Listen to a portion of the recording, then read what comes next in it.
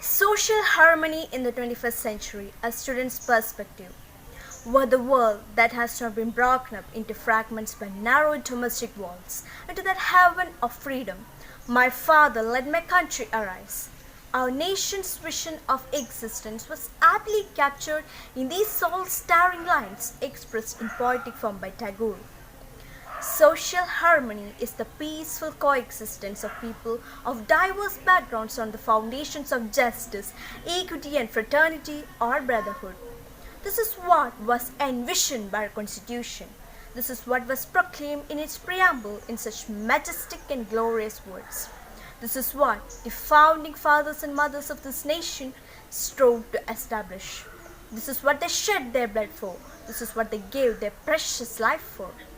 But even after 75 years of freedom, our nation has been sadly cut up and divided by hatred, mutual suspicion, bigotry, jingoism, xenophobia, intolerance, hostility, and communal polarizations. The root cause of this lamentable situation is a lack of understanding, appreciation, and respect for diversities of all kinds. Religious, cultural, linguistic, political, ethnic, and other diversities. As a result of such narrow mentality, we see prejudice, mutual distrust, and hatred growing in a society. Far too often do we find many leaders and influential people fanning the flames of prejudice and bigotry through insensitive and emotive speeches. Social and economic injustice, iniquitous distribution of resources, excluding a certain section from sharing in the fruits of socio-economic development, and other forms of discrimination increase the feeling of alienation and marginalization. How is peaceful coexistence possible? How is healing and harmony possible for a society that has been badly wounded and divided? It is not possible by mere tolerance of diversity and tokenism, but only by respecting diversity and its differences, and also accepting the fact that diversity and pluralism are the bedrock of our civilization.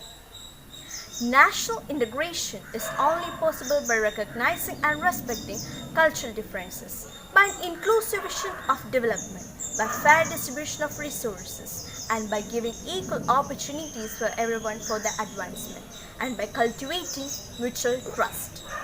Remember, hatred cannot be conquered by hatred, but by love and forgiveness. Social harmony is possible if we learn to appreciate diversity in our schools and social gathering.